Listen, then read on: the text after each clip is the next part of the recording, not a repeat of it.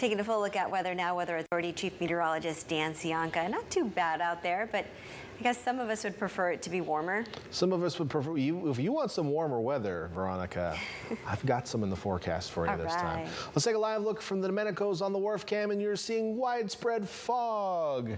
No, you're not.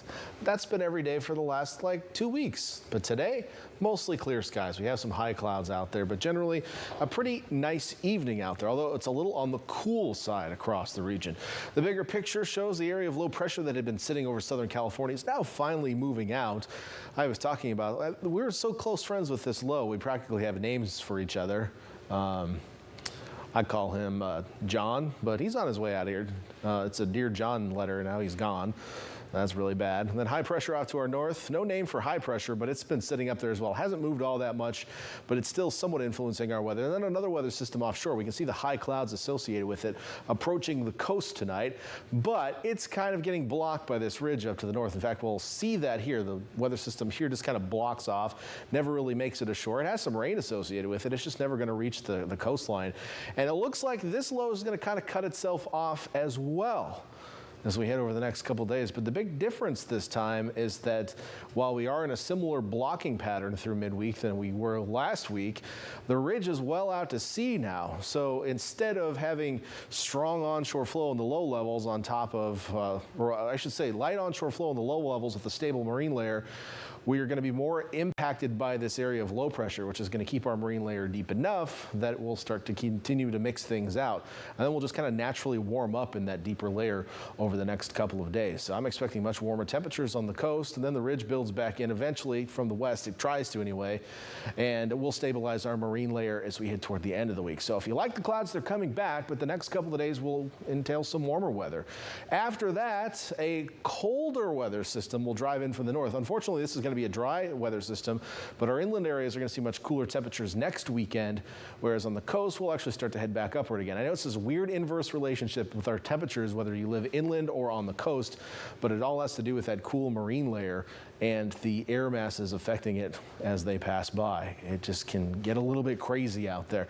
Beyond that, it looks like maybe we'll get a little bit warmer temperatures next week, but at the moment, we're watching for some potential rain toward the end of the month. Right now, looks like we're still going to be pretty dry for the next 10 days outside of any coastal drizzle. After that, there are some models showing something around October 27th. We'll keep an eye out for you.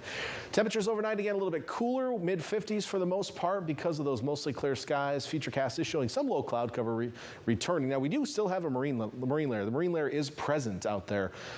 It's just deep enough that it's kind of sloshed over our inland mountains, so it's not holding the clouds in place. It's not a very stable layer.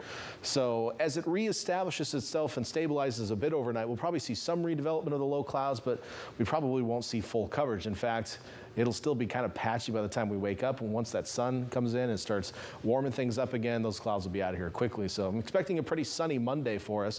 We'll have a couple clouds out there, but not much. And temperatures will continue the trend that we had today where we started to warm up. In fact, we're going to keep warming up for the next couple of days, so get ready for the ride. It's going to be a wild one, let me tell you, folks. 81 tomorrow in Boulder Creek, 75 in Santa Cruz. Not too bad on the north side of the bay, 70 in Capitola as well. Davenport's still a little cool to 67. We'll see some 60s lingering on the east shore of the bay, but finding some low 70s in Watsonville, Salinas tomorrow. 80 in Hollister. Look at 82 in Gilroy and Morgan Hill tomorrow afternoon. Over to the Monterey Peninsula, expecting highs to be mostly in the mid to upper 60s. That's a seasonable high temperature in Monterey, or about where we should be for this time of year.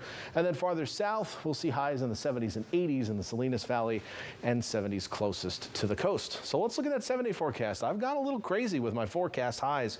How about this on the coast by Wednesday? Much warmer temperatures. We could average highs in the mid to upper 70s for coastal cities. We'll get a little breezy in the afternoon. The sea breeze will start to cool us off, and that is kind of the beginning of the cooling trend. And with that cooling trend, we will see an increase in low clouds toward the end of the week. And by Friday, it might just look like it did all week last week. So that's something to look forward to.